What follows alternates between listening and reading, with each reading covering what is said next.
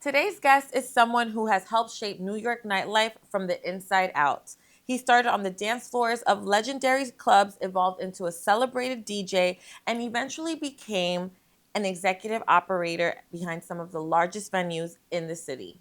He has created platforms for emerging talents and global superstars while now building a future facing media company that blends music, film, gaming, and AI. This is Disco Dave.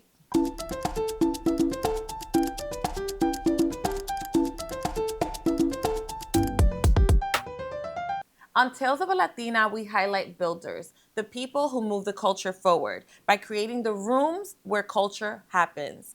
David Mundo, also known as Disco Dave, is a DJ, nightlife executive, producer, and founder of the Mundo Media Group.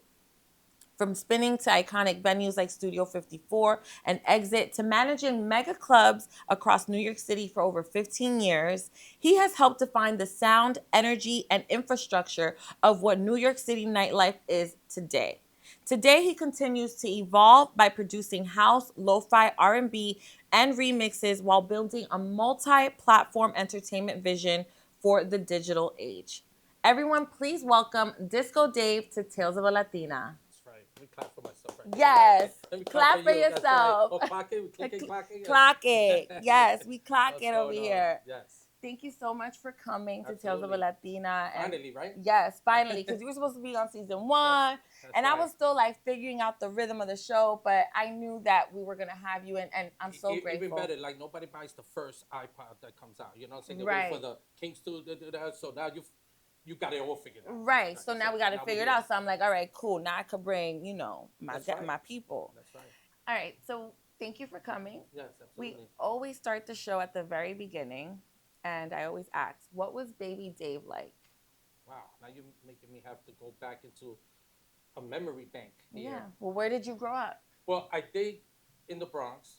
I was born and raised in. Actually, the hospital that I was born at doesn't even exist no more in the Bronx. Wow. Yeah, That's so it was a crazy. hospital in the Bronx, and I was there for maybe till like I was about, you know, 8, 9 years old, and then I moved to Queens, and then I moved to Jewel Avenue, right in Flushing Meadow Park. How old were you when you moved to Queens? About maybe 8, 9, around there. Okay. And when I was in the Bronx, it was one of those typical Bronx house. So I'm Puerto Rican, so my family they had the whole house. So it was like my aunt was downstairs, we was on the main floor, then my grandmother was upstairs.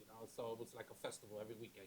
It was a party. It was always a party, Sunday dinner with grandma and all that. And then my mom's moved along, and we went to Queens. Okay. Jewel Avenue to be exact, and around Flushing Meadow, which funniest to see, it put me around like a different diversity of people, because in Jewel Avenue over there it was just a bunch of Judíos, a bunch of the Jewish Jews, people. yeah. It was all like Jewish, and it was like specks of other cultures there, and it was mostly 90%, Jewish there, which was cool. They were very. Did you feel like a stand? Like, did you feel like you stood out in that actually, environment, or young, you blended right in? Yeah, I feel like when you're young, you don't care about that. You're playing with the kids and you're having fun, and you don't worry about that ignorant stuff of race. You know what I'm saying? It's like we're having a good time. There's a kids, we're playing. The families were very welcoming, because I guess at that point, it was like a new neighborhood that they built, duplexes over there. So if you was living there, you was considered like, hey, you're living here, you're part of the community, so we're gonna treat you as part of the community. We're not seeing you as somebody because you're another race. So I never had that experience. You never experienced racism in growing never, up. never did. They welcomed me in, and us in, and we welcomed them. It was just fun. Like even from there, moving along, then I went from there. Then my mother met this Muslim man, and his name was Wild. It was like She was dating a Muslim man? well, she was an officer for the police department, and then she was dating this Muslim man, and then we called him AAA because it was hard to say. His name was Ahmed Abdul Awal. It was crazy. So we called him AAA, and then we moved to South Jamaica. Wait, no, I'm sorry, that was funny, AAA, because they couldn't pronounce his name. That's good. Yeah, That's because it was smart. a big name. Like, imagine me being like, Ahmed Abdul Awal. Yo, listen, it was a lot. He lived in Jamaica, Queens, and so I lived in Rochdale Village over there. So it seemed like my life was always a journey of, especially being in nightlife, because my whole career in nightlife been around different genres. When did you realize You know? that you wanted to start hitting? Like, when did you realize that you were drawn to the dance floor? like as a kid? I think it started with my father. My mother wasn't with my father at this time. I think he left when I was 2, and then lived in he stood in the Bronx, and he was a super for a building over there like Clay Avenue, the Bronx, and he used to party. He used to DJ. So Okay, so so so he had custody of us at the weekend. Me and my 2 sisters, we would go over there, and he was on the top floor, and he would always throw parties. He would get down at the so weekend. you got this from your father. It can be. It can be. I love it. And I did get it because when I was little, my father was throwing parties. He had all these beautiful women in there. They're all picking me up, and they're Yeah, like, this is the you know this what I'm is saying? They're picking me up, and they're like, oh my God, she's so cute, and this and that. And I'm like, oh you my gosh, loved look at it. all these women, and this and that. And listen, I think it played a part of I was a semi-gigolo, as I grew older, Oh my and goodness. I was in the arms of these beautiful women carrying me around, and I just was like, hey, the music was playing. If this I is was up what for that. DJing is like, I'm gonna be a No, and it was DJ. crazy because 2 floors down was his parents, and they were Pentecostal, like very strict religious, and they would always tell us, if you don't want to be in your father's house, come down. You don't gotta stay there. We got extra bedrooms. And I was like, who wants to go downstairs with you guys? I'm staying up here, being carried by these women. Like it was great, and I think that might be the epoch, the exception of my career of saying, this is what I want to do. This is fun. Yeah, This is exciting. yeah, And I think yeah. that's the It was in you. It was like yeah. part of, it was something that you saw growing up. It's kind of like if it's a lot, it's like athletes when their fathers play, they play some, it's like passed down. So you grew up in New York, you're living in Queens now, your dad is throwing party, but your dad is in Brooklyn. No, my No, dad was in the Bronx. Now he's in in the Puerto Bronx. Rico. He Okay. moved to Puerto Rico a long time ago. Okay. When I was 16, he moved to Puerto Rico. But this is when I At was little. 16? At 16, he moved to Puerto Rico. So he moved to Puerto Rico, but you were still with your mom. Of course. Okay. So you and your mom have a very close relationship. How's that? Are you closer to your mom or to your dad?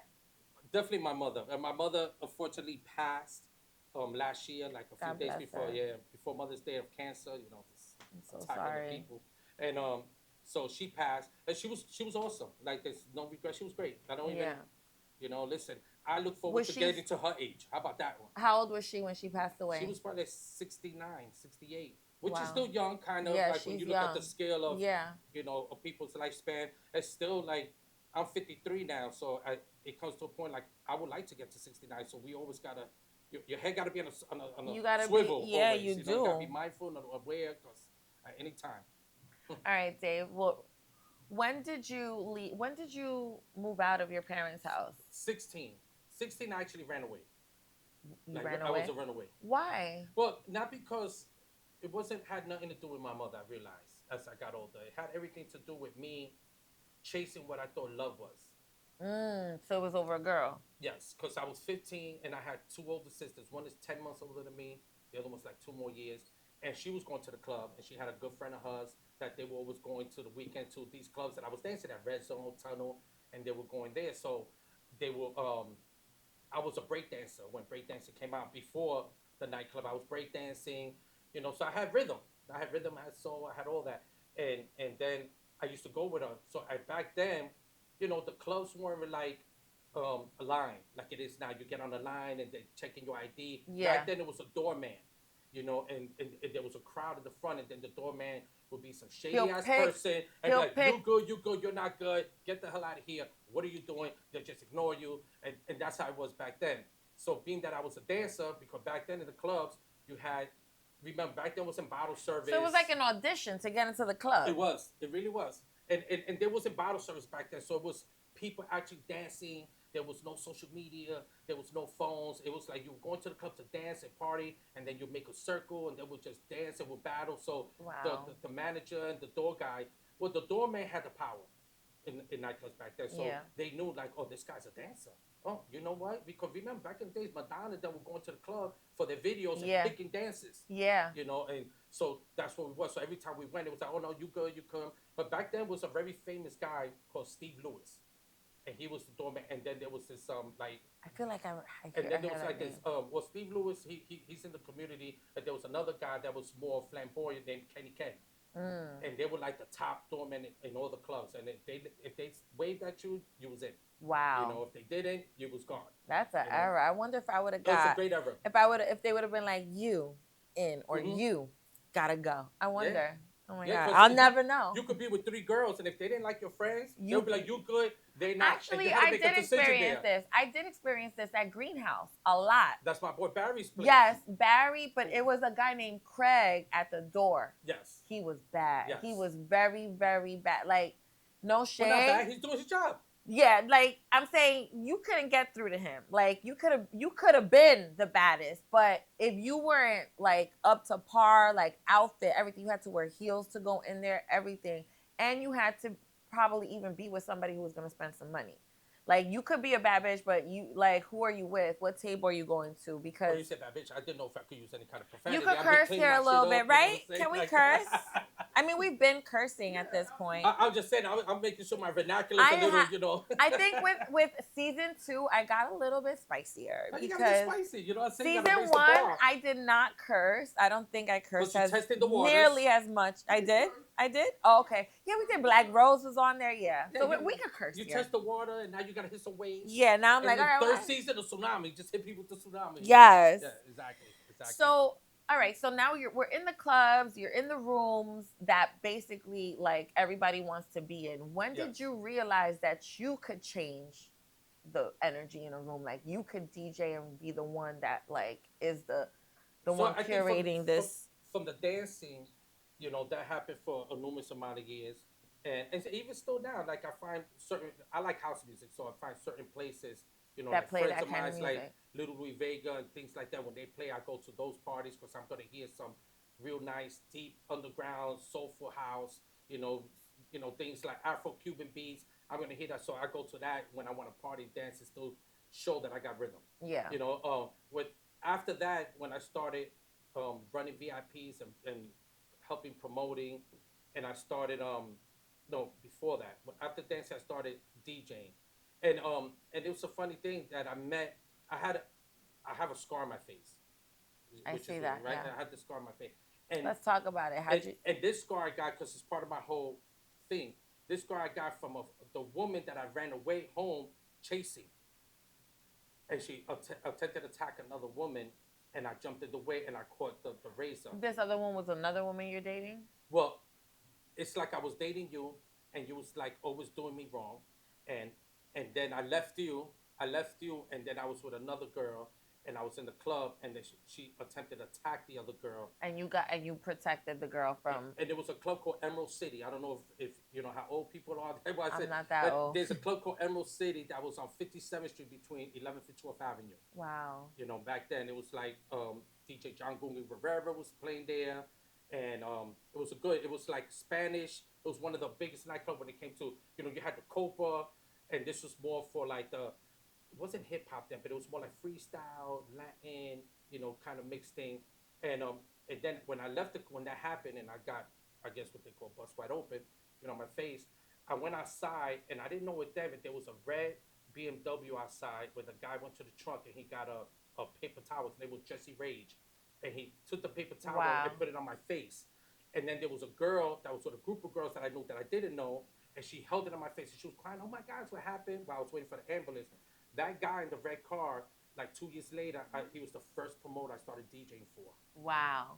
And then the girl that held my face, she became my girlfriend for 7 years, like 8 months later. Wow. So funny how life happens, Yeah. to show you, put you in a scenario where if you don't recognize These are it, the people it's that the pinnacle. Yeah. It's a turning point of are you gonna make this decision or you gonna make this decision? And I made the decision that enhanced my life. Right. You know. So now that we're on this journey, you basically began legendary New York clubs. What did those early spaces teach you? What wait, well let's get into some of the clubs. So you said you did Studio 54. So going to that, because most people are gonna be like, "Damn, Dave, you're not old enough to do Studio 54." Well, actually, when Studio 54 was at its prime, I wasn't.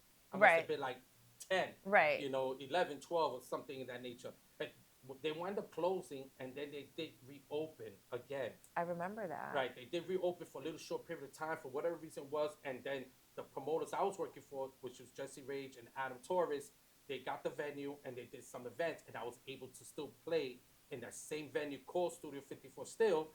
And then it didn't last long. I guess they wanted to see how it will continue to be, and it lasted maybe a few months to maybe a year, and then they closed it completely. Where was that located in New York? Oh, On 54th Street? of 54th What's Street. there now? Another club? I no, No, probably nothing? not. Nah, they're Nothing? doing a good job of getting rid of stuff Yeah. as the years go by. So when did dancing turn into DJing? Just because I realized that even from stemming, like I said, from my father, and then dancing, I said, how hard can it be to DJ? Let me get you here. I got you. How Thank you. how hard can it be to DJ? Because I knew rhythm. I knew how music I liked it, loved it to be played. There was back then you was going to clubs and you was going to hear a specific DJ. Like when I was going to the Red Zone, which I don't know a lot of people, there was a club called Red Zone that I was going to, and David Morales was playing there, and there was specific records you knew you were never hearing. And you were only hearing it when you went to his party where he was DJing at. So I, I said, I kind of feel like that about that what's his name? Coffee, Black Coffee. Black Coffee. I Yeah. feel like Black that's Coffee. how I feel about him. You know why? Because he produces a lot of his music. So when you go into his event, you're going to hear records that he hasn't put out yet that he's willing to play to see the reaction of the crowd. I love that. Right. Yeah. Great DJ. One of my favorites. Yeah. So that being said, I knew that, I don't know if he was a dancer, but I know that I could DJ because I'm going to DJ the way I like to dance. And this is why when I DJ, people did appreciate me because they were like, oh, you make people want to dance and dance get up. Because I'm a dancer. You make people get up. Right. I'm a dancer, so I know what beats to play. And I was very, inspiring to initiate, because remember, DJ was all about an artist. You make a song, and if your song was good enough, I would break it in the club, and we were very pivotal. And you might even remix it and make it even better. Yes. DJs, a lot of DJs do that. They remix especially records. now. Yeah. Especially now. But back then they didn't do it was that. about playing your record enough that the people heard it and said, "Wow, we like this." And then all of a sudden the radios will pick it up because they're like, "Hey, this is big in the club." So this is why kind of nowadays when I hear artists when he goes to the club and he wants to charge astronomical numbers, I'm like, why would you do that? Like, do something for the people. Like, this is the club. Because if you break that record, right? Like, you're the DJ that broke that record. That's always gonna, who was a DJ that broke one of Biggie's records? I forgot his name, but he was known for that. Like, everybody was like, I don't know if it was the one who passed away. I think. Oh, was it Clark Kent? Yeah, Clark Kent. Yeah. So like, people remember that. And I mean, like DJ Clue, he broke a lot of Jay-Z records back yes, then with the he Illuminati did. mixtapes. Yes, he did. Yes, he did. That's crazy. Yeah. So so during that era, you shared stages with a lot of pioneers who helped define what New York nightlife is. What did that exposure teach you, especially about the psychology of people? Well, what do you mean? Like being in nightlife, being a DJ, and being around a lot of these like pioneers, like that. Like, what did that teach you about the psyche of people? Because I know you're into that. You study people, places, and things. Well, I definitely as a DJ, you become a pipe piper. You are the reason why people are gonna have a good time or bad time. Because you go up there, you sell, people are gonna be like, what the hell's going on here? This bullshit. And if you're definitely doing your job as a DJ and mixing, you're definitely gonna have the crowd elevated. There's peaks and valleys when you DJ. And I played with some very good DJs. I played with From Master Flex when I thought that he was at his prime. Like when you hear From Master Flex playing, you'll be like, wow, this guy's great. Yeah. And then aside, even DJ Nuff, I played with him a bunch of times when these people want their prime and you appreciate it. Then you're like, wow, this guy's doing a good job. This guy's great. And who is your favorite DJ? I know you said you like you're your favorite DJ. Yeah. Well, if I had to say, I would say Little Louis Vega. And I say that because this is a man that I seen. Yeah, I see him like he's a what his title is, Masters at Work. That's his company. He's a master at work. And he produces, and I think he's one of the first producing DJs that started really implementing live music, like bringing orchestras and making it like an experience. And being like what music really was back in the days when you had the salsa orchestra, you had, Count Basie and all these people that were playing live.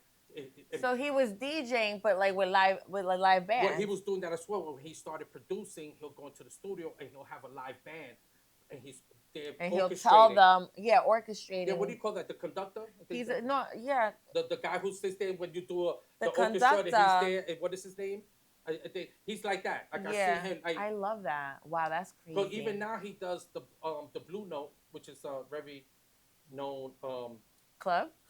no, it's not a club. It's a place where they do yeah It's a. jazz bar, and he does once a year. He does where he does his band there, and he brings them there. He does that there. You see him Is really that Blue Bar at no the Ana? no No. that's like on in Bleecker Street downtown Oh, okay. down there. So if I had to say a favorite DJ, that would be my guy because I see him like play with three turntables and and have like a three-way crossover and a five-way crossover and really tune in every mix. He's raising the highs and the mids and the treble to make sure that each mix sounds perfected the way he felt like, and that's a talent. Yeah, no, That it is a is. talent. It's talent.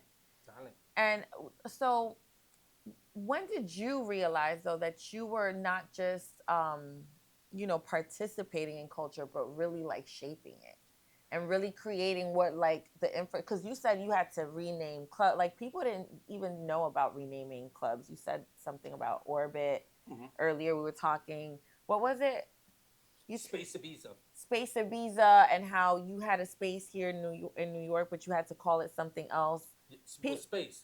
It's called Musica now. So when I transitioned from DJing to running operations, I was fortunate enough. This is when to yeah, answer your so question, to when I felt like I was moving the culture was because being that I was in a position of power when it comes to running the operation of these big venues, I was able to bring along people that weren't given the opportunity. So back then, when I was running the operation, most of the promoters that were doing the top venues were mostly Caucasians.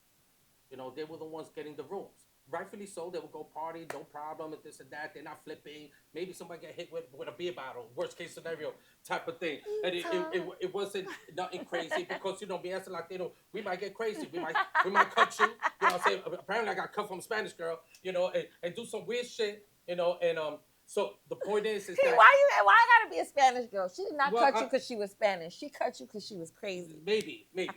So, I mean, Puerto Ricans is known for knives for some reason. But I don't know that's why true. that is. Yeah, I Puerto don't know Ricans why. are known Like for the nobody else had machetes. knives in the world, just Puerto Ricans. So the point is that it allowed me that there was people that I knew that were good promoters that they didn't know, you know what I'm saying? And not even that, even the the high end promoters, let's call them the high end promoters, the Caucasian, all that. They will do deals where they will say, okay, I'm getting a certain percentage of the club, so I'll bring you in, and now they're feeding off of your greatness, and now they're getting a percent over you, and now you bring in 100% of the party, but now But you he's only get $5 a head. right, That's what I used to get right. as a sub You know what I'm promoter. saying? So it's like I'm getting 20% at the bar at this point, and I'm getting 5%, 10% of the bar, and I'm giving 10%. And then as a Latino or a black promoter, you take it because you're like, wow, I can't get that room. I could make it happen because I want to build my You name. think about building before, yeah. Right. And then I was there to say, hey, you don't need that. I'm here now. I could give you the space. I could give you a great deal, and you come and you do what you do. And so I was able to do that for a lot of promoters that did a lot of greatness for me. You know what Yeah. I'm saying? And they were able to bring A lot of money, a lot a of lot, not people. even that, it's just a lot of people. Like even if it was somebody hosting, like a JC came multiple times to parties that and venues that I was operating. Amnesia. I don't think he went to Space, but I know he went to Amnesia. I had Drake at Space. I did his all white party there. And this is when Drake was like maybe 100,000. Now to get Wow. Drake, he's probably like asking for 500,000 plus. Maybe I don't know Wow. his number. And I had even in right now where I'm at in Amadeus. I had Bad Bunny there for I think for New Year's when he was 100,000. Now Wow. Bad Bunny's probably $1 million, or Yeah. probably like, I We, won't do your place, that type of thing. well, we don't know. Bad Bunny's really humble, and I feel like he would come and support you. Like, Well, you would think, this is what I was saying earlier, you would think that these artists, they would know that, hey, you know, nightclub is the reason why our music has become known to everybody because they hear it there, they love it, they dance it, they twerking on it, they popping bottles, they celebrating my music. So if you want me to come to your place, why not just come to do it for the people? You're already doing concerts and making $2, $3, $4, $5 million in a concert. Do the after party for the people. So would you say that you getting into more of like, transitioning into a VIP of operations for all these clubs and becoming an executive from DJing to that was because you wanted to give people that opportunity and like because you saw that people weren't getting that opportunity to get into these rooms that you had access to? Is that I don't think it did necessarily you feel was a that. I sense think of responsibility to do I that? don't not initially. Not Okay. initially. It was me just loving doing what I'm doing, and then in time realizing that I was able to do that That you had this as well. power And it and was, and you know what they say, great power comes great responsibility, yes. and it's up to those that have this great power. Are you going to do it to benefit the people, or are you going to do it to benefit the self? And for some reason, I'm for humanity, so I'm doing it to benefit the people. Yeah. It's that simple. Yeah, I mean, I feel like that's how I get my I don't know, what's that word? Like Inspiration. not even inspiration, like I get my sense like I feel fulfilled when I give back in one way shape or form. That's what gives me a sense of fulfillment. It's not like anything else but that. So I get that and that's where I am now. I feel like now with my platform, I'm giving back to my culture by bringing in people that I feel have a story to tell for them to Exactly. come tell their story because they don't normally get to tell their story. Like, you're always working, you're in the clubs, you're behind the scene. And it's not easy to do that job. It looks fun. People think, oh my God, yeah, he's running all these clubs. He must have a lot of money, but they don't know that it takes like you have to invest a lot of money, put up a lot of money. So what's something that the public misunderstands about running major nightlife venues like this? I mean, it's not simple. There's a lot to it, especially like even now the venue that I'm the operator for Amadeus.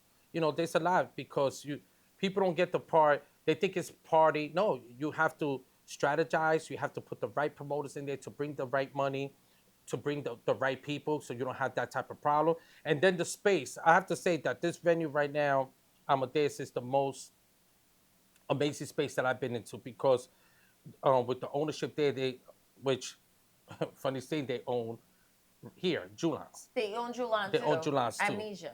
No, not Amnesia. I mean, Amadeus. Amadeus. I'm sorry. Amadeus. Yeah. And very like, you know, beautiful place. Oh, very meticulous, like things being cleaned, things being nice, things being good. Just there's a lot that goes into it, and just creating what you are creating there. First of all, the space is beautiful. I don't know, you've been there, right? I've been to Amadeus. You've I been there. actually used to do. If I'm not mistaken, was it called Element back in the day?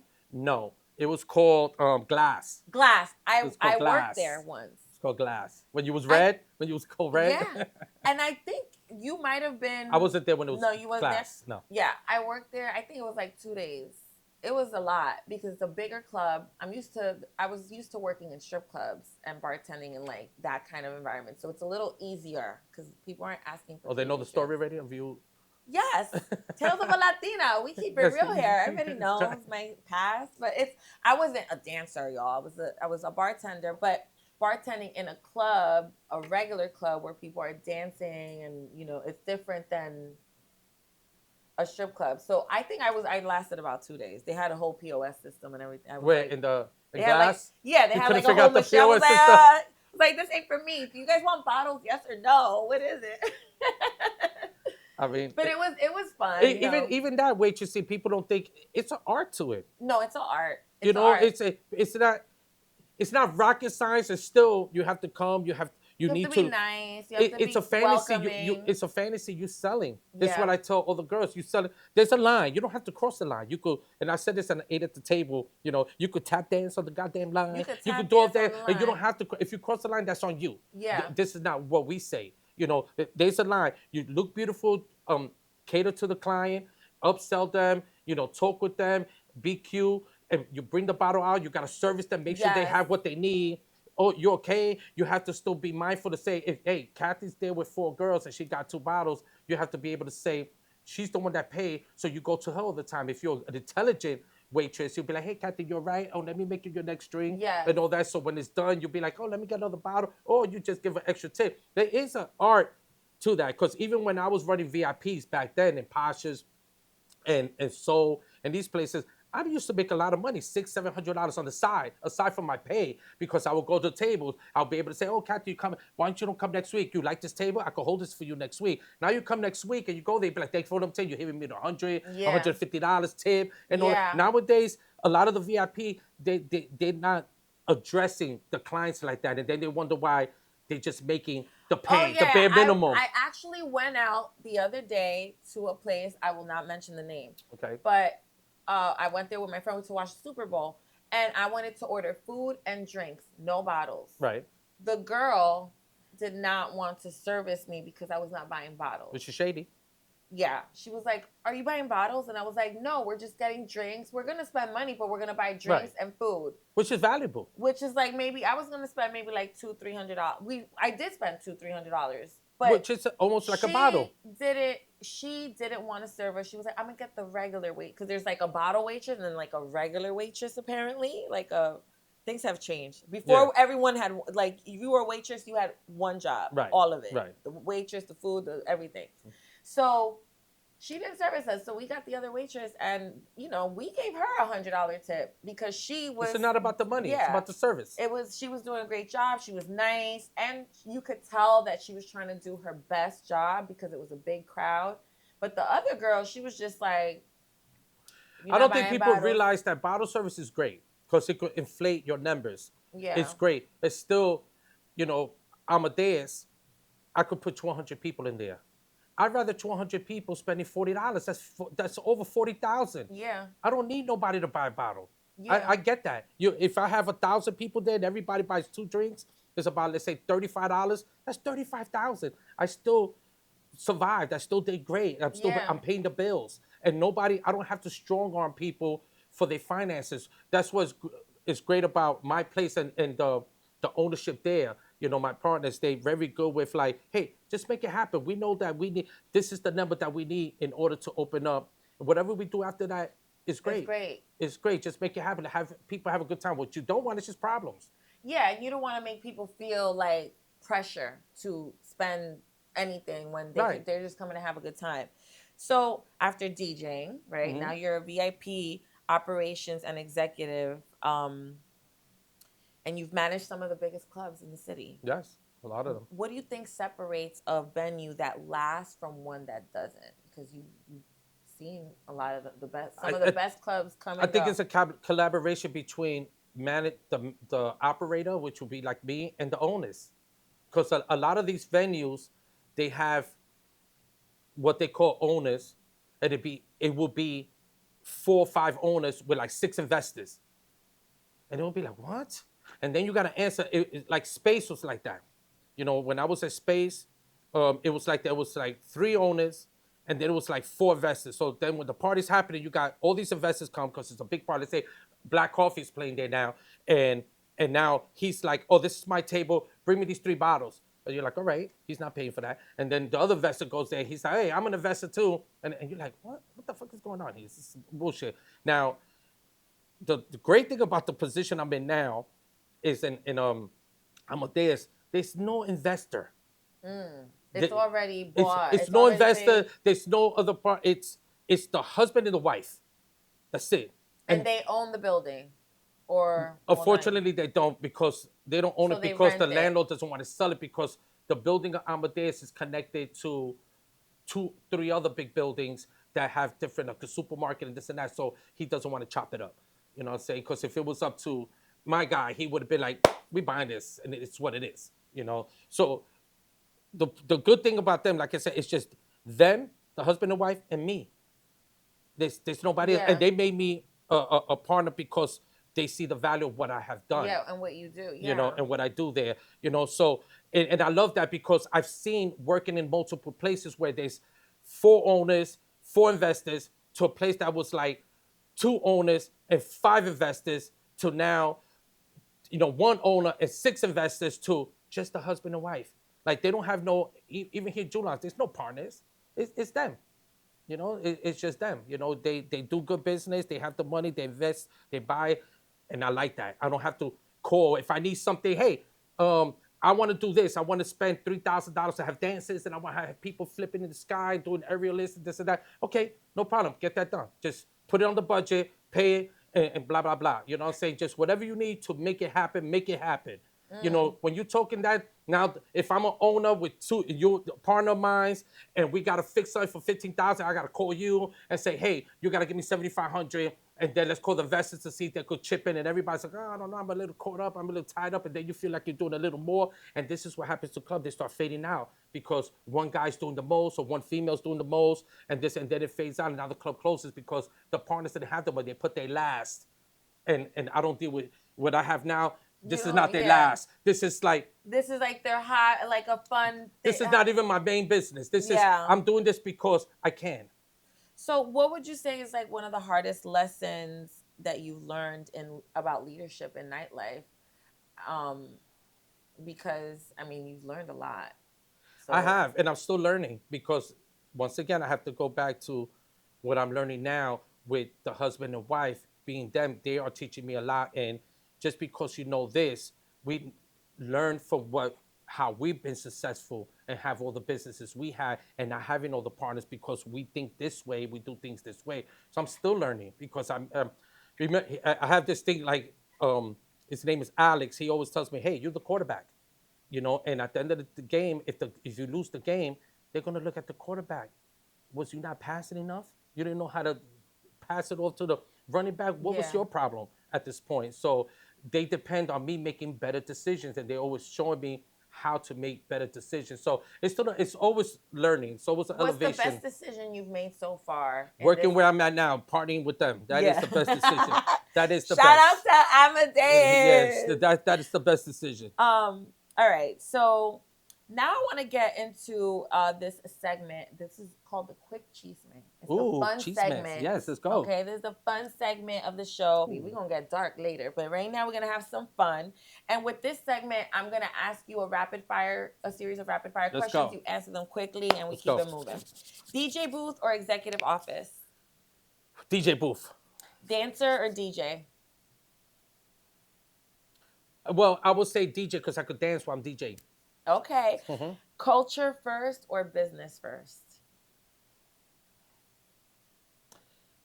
I would say culture. I don't know why. I just felt like culture would be the word. Yeah. Yeah. I feel We could like figure out the business later. Yeah, I feel like when you push for the culture, your business might thrive in that way because people, The you know, the people that have your the culture that I community. have now, the black community that's loyal, awesome. Oh, and I have a question about Awesome. that too. So, but we're gonna get into analog hustle or AI future. Oh, I'm a futurist. It's gonna you can't stop the AI. It's always been here and it's gonna stay here and it's gonna be here. Yeah. It depends who's managing it though.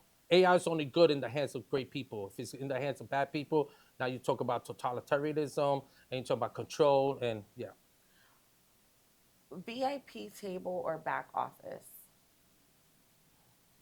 back office. Why? There's a lot that could A happen in the back office. All lot. right, keep it spicy. You know what I'm saying? You could get head in the back office. I knew it. I You knew can't it. get head on the VIP table. That gotta, you know. Love or respect. I would say, You're a lover boy. I would say love because if you respect me, if you You're love me gonna. correctly, that means you respect me. That's a good one. You see, guys, love. One word that people misuse about you. That they say about me, one word, Yeah. probably arrogant. Yeah. What drains you the fastest? Women. We- Looking in the camera, women.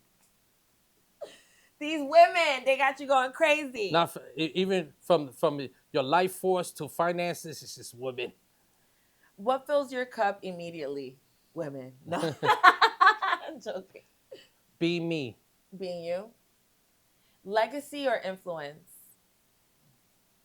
I don't really care about legacy. I don't care about that because once I passed on and I go into whatever's going to happen after this life, the fuck I care. Well, all right. So, And how many great people have left wealth to their children and they just killed it? being whether they were cokehead, drugs addict, and just doing stupid shit, like, and they just ruin your whole legacy. I don't really care about that. You don't care about I'm here legacy. to do. I'm So, here to enjoy me now and be the best version of myself, and that's gonna be my legacy. That people could say he was great. We loved him. period. All right. So earlier you said that women drain you the fastest in this I'm just industry. talking about sex. I just talking about sex. You know Oh what I'm my saying? goodness. You might want me to But bust 1, 2, 3 times. That's a lot. You know what I'm saying? That's draining. You know, like, give a brother a moment. I need 20 minutes. You know what I'm saying? oh Get the man. rabbit out or something. You know, give me time. And we're talking about my set and how amazing it is, but like my producers are very meticulous. And you said something about these streamers are making lots of money, and then we went into dirty socks, and then we got into hygiene somehow because we were like dirty socks. I was talking about how my son's father always used to leave dirty socks around. I Right. hated it. Right. And then you said, "Have I ever smelled my man's underwear when I'm doing his laundry?" And I said, Right. "Absolutely not. I don't do that. I don't even do my man's laundry. I don't. I'm not in a serious relationship like that to do somebody's laundry. If you're in a serious But if I'm relationship, in a serious relationship, would I smell his underwear? Yeah, I would probably. but not take a for the little reasons sniff. why most women No, probably I think we're want talking to. about. Because it's my man playing me. I'm talking about like smelling it just because I just want to know if my man's clean, is he taking care of himself correctly, or is there imbalance?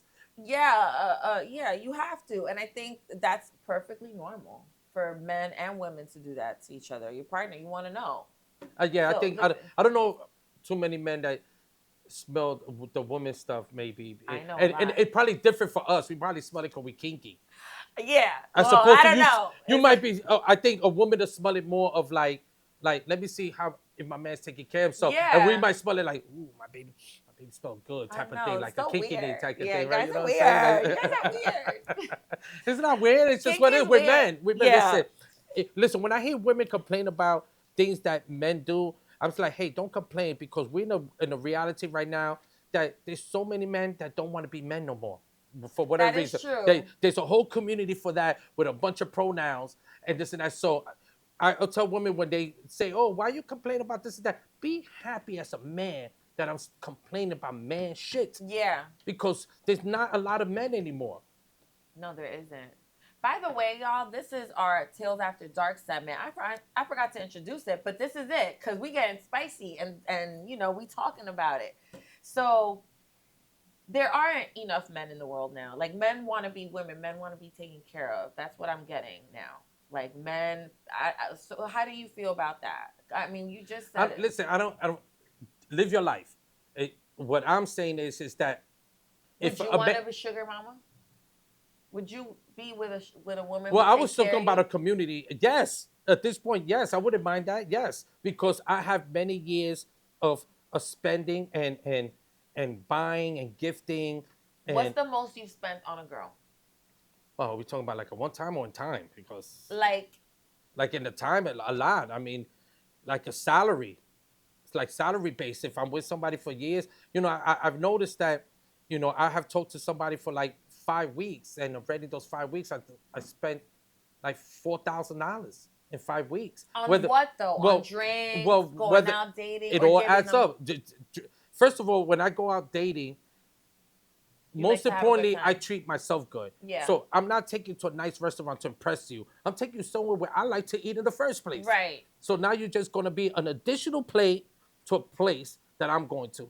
What escalates that is that if I'm taking you out, Kathy, and I like you and I'm dating you, I might buy you the outfit that I would like to see you in. Oh, that's a real man.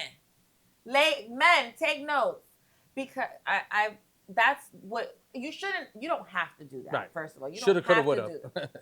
But it's a nice gesture to do that, and it shows the woman that you're interested in her, not just like you want her to look nice because you're taking her to a nice place.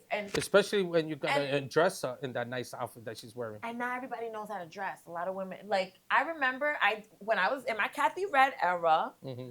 I was a guy took me out on a date. He bought me a dress for the date, a Karen Miller dress, and I will never Okay. forget it. I was like, oh, he got me something fancy. He got me looking classy that day. He wanted me to look a certain way because we were going to a certain restaurant, And on Instagram, if you've seen pictures of me in the past, all my photos are really risque. So he didn't know how I was going to show up. Of course, I have class. I went to, I have class. I know how to show up to a nice restaurant, but I thought that was nice of him and Was he thoughtful. able to take that It's dress off at the thoughtful. end of the night?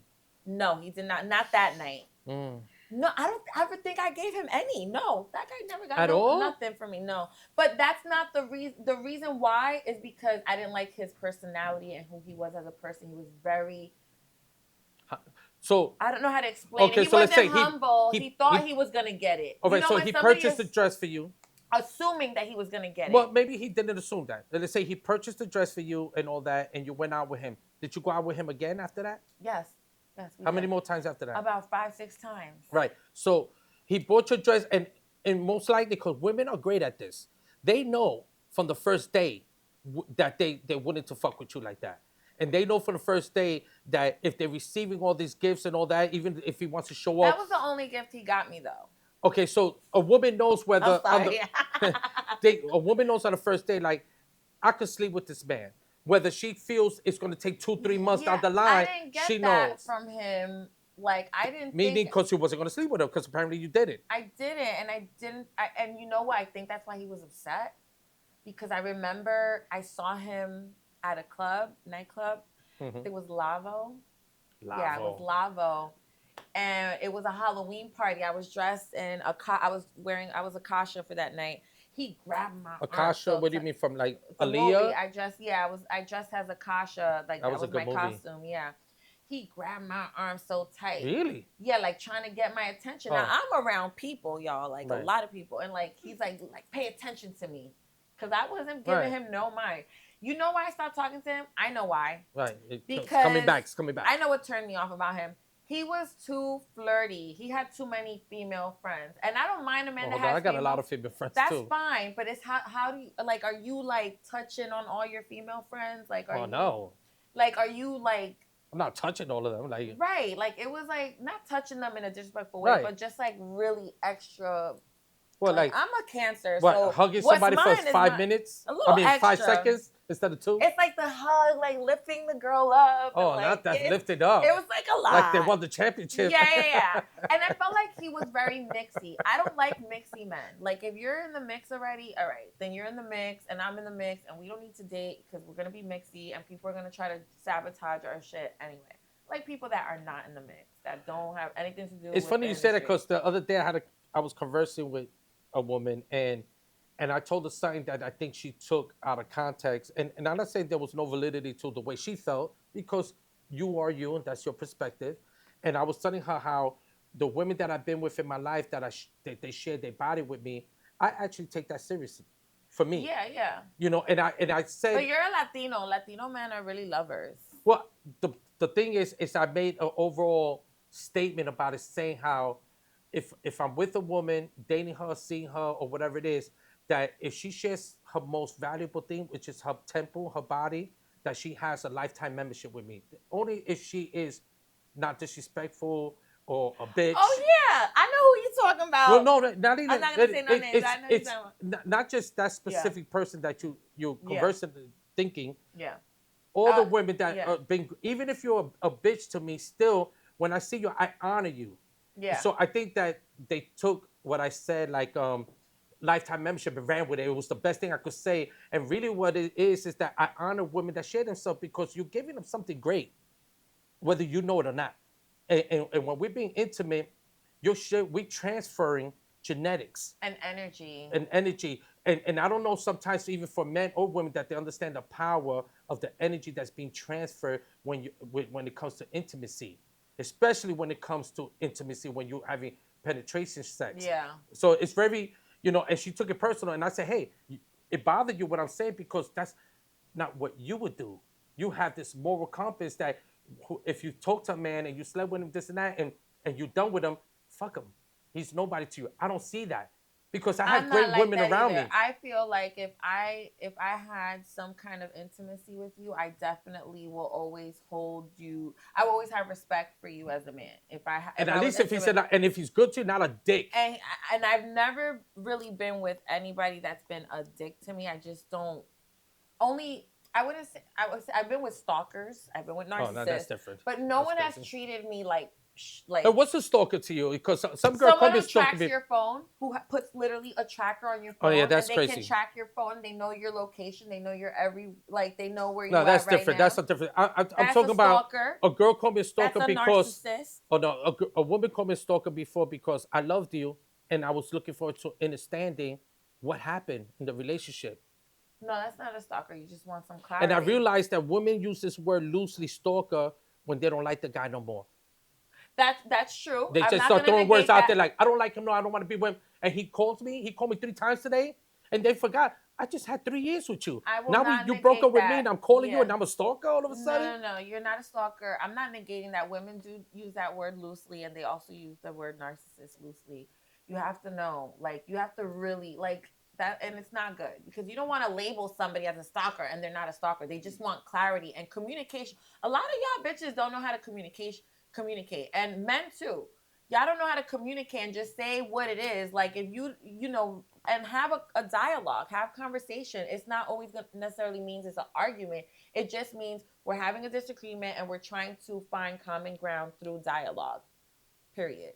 What is the big deal? Like, why do you have Period. to hang Clock up the phone? that. Why must you hang up the phone? You don't want to talk about it? But anyway, thank you. That was a good Tales After Dark segment. That's spicy. Was Hmm. that good, DC, or what? Okay. Now let's get into Mundo Media Group and the future. Let's talk about that. Well, what I'm doing, I've been a gamer all my life, like dancing. I Okay. always was a video game guy, just gaming. And even now, at my age, I still find it, and it's something that even for in relationship, a woman doesn't comprehend why a man likes gaming. And for me, it's it allows me to it helps me compartmentalize things because I don't think people understand that when I'm gaming, even when I'm playing things like say Call of Duty, something your son might play or something Yeah. like that, like you're running around, you're doing this, things are happening, there's grenades being thrown, people trying to hit you with a car, it's all kind, and you This have is to. why he's always stressed And out, no, my well, son. I don't get stressed out. And I'm figuring out like how can I survive this, and when I apply that to my life, I'm like, life is like that because Yeah. if when you cross in the street, you got to make sure you're paying attention. And I've seen this happen in real time of people being so distraught about what's happening in their life and they don't focus and they get hit by a car. You know what I'm saying? And this is like a video game. You have to be aware and mindful of everything you do. If not, you become collateral damage to a system that's not into your best interest, the system. It's not there to benefit you. You're there to benefit yourself. The system is there to benefit them. So you become, most people are like NPCs. They're running around here like non-player characters, not knowing what's going on, just following the norm, just doing whatever's told to them, believing in whatever's being said to them. And it got everybody collectively fucked up, basically. What's something that everybody believes to be true that you are like, that's a whole bold Ah, faced lie? religion, for me, Talk about it. I'm just not a religious person. So, but did you grow up religious? Yeah, What I was told you my you were grandparents Catholic was or Catholic from my mother's side, and and my Pentecost? grandparents were Pentecostal, and my father was just party costal. He was just party costal, you I know. like that religion. Party that, that, Costal. Okay. that was my religion too. I just like I don't feel like I externally need to search for something that internally I know I have. Because So you say I've heard you say that I am we God. yeah. I say that. Let's get into Proudly. that. I say that proudly without no regrets or remorse. Yeah, Yeah. I'm God. If I'm a fragment of the source, then I'm a God walking this realm. So I'm here to experience my best life. I don't care. I'm not looking for something external. If I have the spark of the source in me, I am the source at this And you point. don't celebrate birthdays either. Not the way most people. I tell people happy solar return. I feel like I shouldn't have celebrated my birthday this Well, year. celebrate you. I celebrate me, but I shouldn't have put a number. I shouldn't have attached a number to it. I feel Well, you know that shit like like witchcraft. what? Because when you have a birthday and and you tell yourself, oh, today I'm this and I'm this, and then why you think that they have that song, happy birthday to you, happy birthday to you, happy birthday, you have to say things multiple times in sorcery and witchcraft in order so it could become define you. So when people say how old are you now, how old are you now you stay in that, so your body starts believing Believing that, that that's and it that starts age. constructing your cellular structure to age because it's thinking that that's what it is, because life is a simulation, so it's always energy evolving to what people are thinking. Mm. And that's a little bit of knowledge right That's there. right. He Don't gonna think go, because I was dancing on the dance floor and being in the right. clubs that I don't know what I'm doing. You know what Yes. I'm saying? And that's why I wanted to interview, because you have so many layers to you. You also do the with DJ Self. What is it? Oh, I do topic time with Power Topic 105 with time. Self. Self is a great guy. Yeah, he gave me an opportunity one day. It was just like I was just talking. Well, it actually started from an ex-girlfriend that I had. And she was doing podcasting, like what you're doing. Mm-hmm. She had this podcast called The Gold Room. And I'm a good man, so I'm gonna shout you out even though you did me dirty. And it's what it is. Why we And and I used to always tell her, hey, let me get on your podcast. And she was like, I don't want you to be on my podcast and this and that. And I would help her get people. look at you now Yeah, on and another bitch's no, podcast? yeah. Not me. If I'm not, we're friends. Right. Okay. Well, and the funny thing is that I was telling her, let me get on the podcast. I want to go on there and this and that. It was good. And she was like, nah, always like shoving me to the side. And then I was like, really? And then I hit Self up one day and I told him something. I think he had like Kino. I don't know if you know Dean Yes, Kino. yeah. One of the biggest promoters. They made Yes. a lot of money for me, Dean Kino, for over the years. I've been with Dean Kino for like 25 years. Yeah. And then Self was like, you know what? Come to the radio. So I went there. He gave me a new name, Emo Man.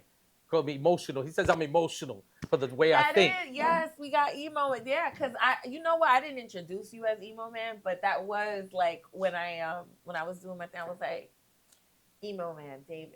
Yeah. And so he put me on the radio, and for years I've been doing it. Like, I don't get paid from the station. It's not like I get a Power 105 check. It's still, it takes a lot for someone to say, hey, let me open this door for you. And what you do once I open this door is up to you. Right. And also I feel like it can be very therapeutic to come on someone else's platform and not necessarily have to be the one to do all the things, but you're just coming there and you're kind of talking. That's therapeutic. And he lets me, say what I say. And yeah, he don't attempt to be the big man on campus and all that. And he's very graceful with it. And still to now, if I want to, I call him and he'd be like, come to the, I took a little break for a little while. And I've been there for like before COVID. If COVID didn't happen, it'll be about now like 6 years. Wow. I've been on Topic Time.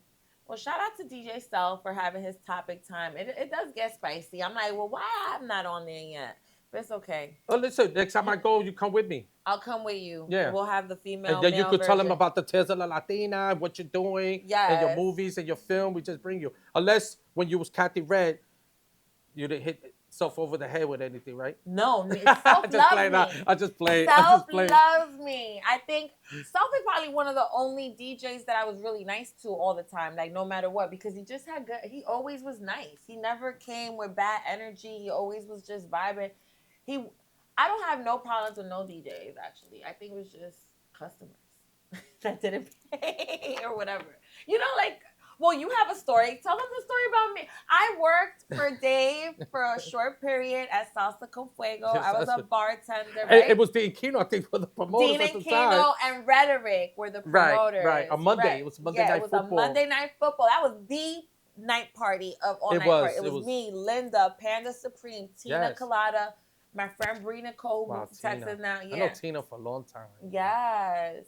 I mean, did she get married? She got married, yeah. She found that rich guy, huh? Listen, we all trying to find that rich guy. But she was always, I'm waiting for that rich girl, like what you said before. She always kept the rich guy in her pocket. I'm waiting for that rich woman. I have no problems. You got to go older. Like older than you, like 70.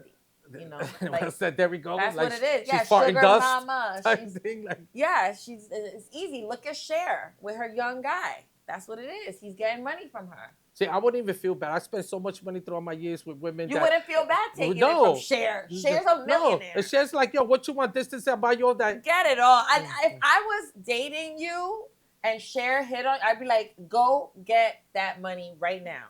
And what you're gonna do is bring it right back over here. Right. Like that shit, I don't care. And I get Cher. that. I'm with that too. Like bringing us, Cher. you would get like a small percentage. I would be like, Cher, can I come? Then I would tell you to invite me to go hang out with Cher. Right. so that I could be Right. like her bestie and I could Right. tell her all the inside scoop on you, everything. Like Right. I could teach Are her. you gonna let her know that I'm giving you a small percentage of the money that she's No, gonna? Oh, no, okay, this all is an right, all right. inside thing. That's right. Team player. We got a team player right here. All right, You know what I'm period. saying? No, but let's get back into Mundo Media Group because we kind of went off the rails a little bit because this show does that. We get spicy, we get deep. Yes. Well, with Mundo Media, I'm doing gaming and Yes. AI filming, which I've been messing with the AI for a long time. Yeah, just because I know it's something that's not going nowhere. It's just not. Yeah. So now, where do you see nightlife fitting into that digital age era? Because you do, how are you planning to make those two worlds collide? Well, I think really thought about the nightlife. I know definitely like taking footage of nightlife, you could just enhance it by putting it in the AI and having it do wondrous things that you will be able to do. And I don't know if I'm going to mix, I'm doing nightlife will be nightlife, and then AI filming will be just me telling stories that the way I think and telling my story through AI instead of spending, what Pixar would do to and spend maybe like $5 million on a cartoon. I could do that with AI now for $1,000. You pay for these programs and I create the pictures and the art, and I already know I'm almost at master prompting already. I want to learn how to master prompts. Yeah, it's all about the prompting. Like there's ways you see these cameras that is here now. There's a way you could put in the AI the exact camera, the exact angle, the exact footage you want, whether you want to close, and it will do it. It actually will do it. And it's scary for the working force because you think like, where's my place? Well, this is part of the game that's being implemented in society. This is a future new world order where they're going to subtract the people and they're going to give people probably a universal type of income, and you can stay at home and just live your best life because the AI is going to be able to do that. Because I've taken camera shots and this and that. People be like, yo, what is that you just did? I Like, did see who a visual you did. yeah, I was and like, who what recorded that? Nobody. It was just me telling it the angles and say to move back like if it was on a dolly, and it does all that. It's amazing. Because fortunately for me, I'd rather have the people do it. Yeah. I would rather have the people do it. Me too. And at some point, it becomes financially, it could be a lot. Yeah. Like I'm pretty sure these cameras right here probably cost anywhere between 6 to 10,000. They do, Each camera. yeah. You got three of them here, so you're talking about like at least 15,000 in cameras, and not everybody has 15,000. And there's people out here with brilliant minds without 15,000. And AI now could give you. You can now express yourself for $300 if you know what you're doing. So I'm doing that, and with the gaming and streaming, and then nightlife, I'm just building my media group, which is Mundo Media Group, and just bring that together to put it on a website where, let's say you have these great streamers that are out here now, whether they Kaisenat, Drewski, and all that, they do YouTube and they do all that stuff, and they pay you out, and I always felt like if I have 1 million people following me, they're willing to give me $2. That's $2 million. YouTube is not giving me that $2 million. I could make that $2 million for 1 million people just giving me $2, as opposed to them giving me $10 and then YouTube giving me $2 from that, and they making 8 million. So, and I know there's always a certain cap before you get the issue, and I'm willing to always be below the cap. I'm saying because I've mastered a long time ago to live below my means. Oh. Yeah. Once you want to live above your means, then you're gonna cross a line, which allows you to have newspaper clippings that we see now with all these names and all these people that are having the problem because they wanted to give up their integrity in order for financial.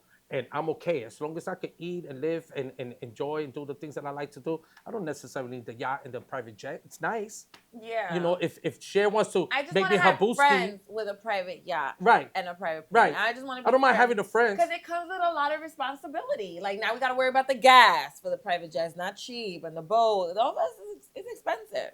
So now I want to get into what the definition of success means to you now, and how has it changed over time.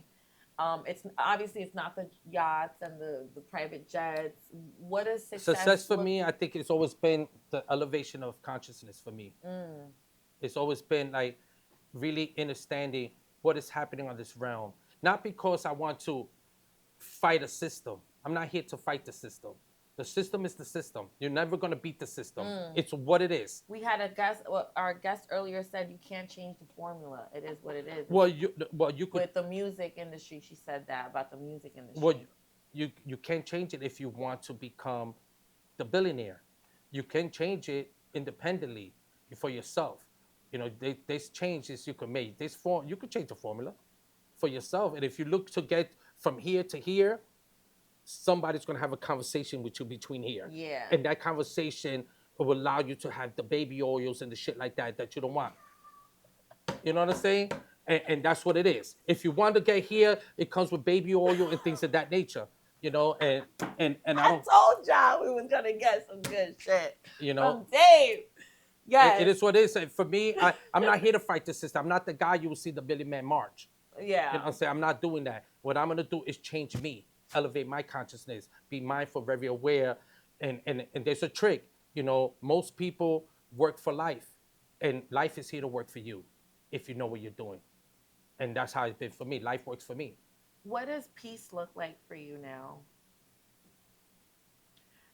Are you single? I am dating. Okay, so are you, because for a lot of successful men, peace is like either they're alone or they have their family. What does that look like for you? Peace for me is knowing. It all comes part to the elevation of consciousness. Once you are aware of the things that are happening, it allows you to enjoy the dating life, the relationship life, the family life, the business life. It's all about the elevation of consciousness. Once you can manipulate consciousness, you could create a plethora of paradigms. You could create racism, you could create religion, you could create, starvation. There's many things you could do when you are manipulating consciousness. Wow. So my job is to stop the manipulation of my consciousness so I could live a peaceful life. How do people manipulate, like how can someone manipulate my consciousness? Now it's just a whole rabbit hole. There's many things. Yeah, you're talking about frequencies. You're talking about vaccinations. You're talking about there's many things that stagnate human consciousness. Calcifying the pineal gland. People not being alkaline. As you could tell, like I got weight on myself, so I need to do better when it comes to the physical thing. Me too. There's with food. You take out the seeds and fruits. You kill the mother. You kill the mother basically. You know what I'm saying? Because a lot of trees we have now are male trees, so they don't produce fruits with seeds. So now you go to all these stores and you're getting seedless grapes. Like nobody had a conversation with me one day or with the public to say, hey, how do you feel about seeds? You want us to take it out? Does it bother you? Right. No one asked us. And that's a fact. No one did ask us about. I was eating seeds with my watermelons for years. Right. Why and now did you get a whole watermelon closed, you chop it up, it has no seeds. Yeah. Like why? who took the seed? So now you will have to, those things are genetically modified. It says it in a lot of things. People just don't read labels. And I'm not even mad that they're doing this. This is not me being upset about what they're doing, because one thing I realized is that free will is very big. And people want free will, and they don't want to bitch about the things that other people doing that they don't like. And when you have true free will, if you want true free will, that means if somebody does something to you don't like, you need to be okay with it, because they have the free will to be that. And that's how you really subtract yourself from the matrix. When you say, hey, you being you're an asshole, I'm okay with that. I'm not an asshole. And then you just take them out. It's like a producer. You take them out the movie. Hey, you know what? You can't be in part 2 because you're an asshole, and I want the least assholes in my movie. And even relationships, I tell people, like, the person hurts them, and they're like, oh, this person, stop feeling guilty about this person getting an Oscar for being the best supporting asshole. There's a category for this called the best supporting actor. They win for supporting the nonsense or your greatness. And it's up to you to say, okay, in this movie, you don't have no role in this movie. Right, period. And you subtract these people from the movie. I've subtracted a few people. Yeah. So I want you to, if you could speak to baby Dave today, what would you say? Read a lot. Just read. Be receptive, be aware, listen to your environment, because your environment speaks to you. Even everybody that you meet even with the good, bad, and the difference, they're always speaking to to show you something, a reflection like a mirror to what you need to hear and know, so you could continue elevating. Nobody is really a burden. Everybody's really there to enhance you, and you just don't know it. And so I would just say read, because I'm not a person. I ran away from home at 16, and so it's not like I graduated and finished school. I ran away, and it was party Wow. central at this point. Yeah. I was living my life, and I live a great life. I live a good life. It's definitely who you know most of the time in Yeah. life. It's who you know. So I do read a lot. So this day I've read over 200, 250, 300 books of everything. You have to Yeah. read from A to Z. Even the religious stuff I read, from whether it's conspiracy to the stars, the planets, to cosmology, to numbers, to colors. I just read everything because the pictures, the truth is never in one thing. It's in a spectrum of things, and you have to read that and put it all together. You have to reflect, and you have to have that dark night of the soul where you could be in silence, so you could hear the self really saying, Mm. "This is what it is now." Now that you read all this, or spoke about all this, or met all these people, like I said, when I was little, I went from a black neighborhood to a Spanish neighborhood, and I was with all cultures. So there's never going to be an ounce of racism in me. Like, I don't give a fuck. When COVID happened, I told people, if I, how they blamed it on Wuhan, I was like, if I meet a good woman from Wuhan, I'm dating her. I don't care. I don't care. You know what I'm You saying? gotta be open. I want to meet a good man from Right. So wherever. I would just tell baby they listen, it would be nice if my parents knew what I knew, and they were able to educate me from Yeah, little, it would. because I might be walking on water at this fucking Yeah. point. The case. If that wasn't the case. So I had to go through the trials and tribulation to get awareness, and I'm happy with that. Well, Dave, I really appreciate you coming I and appreciate just you. opening up on my platform. Thank Absolutely. you. Tales of a Latina with you. I knew it was going to be a vibe. And so let everybody know where they can find you, where they can follow you, what's next. Or you can find me on Instagram at underscore disco Dave 303 underscore. You will find me at Amadeus your nightclub on 7951 Albion Avenue. I'm there all the time on the weekend. You can find me here in Julan's, the restaurant, if you want some good Asian fusion eats. You can find me here. You can find me at Topic Time. And I have an album that I'm making, that I'm coming out with, which we conversed about, which is Period. going to be house music, Afro house, lo-fi, just R&B, soulful, and just I'm out Just here. yeah, I'm you're creative, and I think exactly. that when you're creative, you just never stop creating. You never stop being. You never stop living in your highest potential.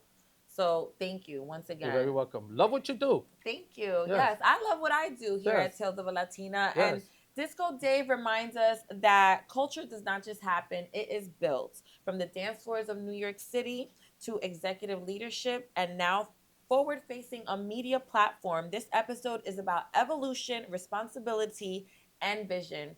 Thank you again for joining us on Tales of a Latina. And Right. till next time, y'all. Bye.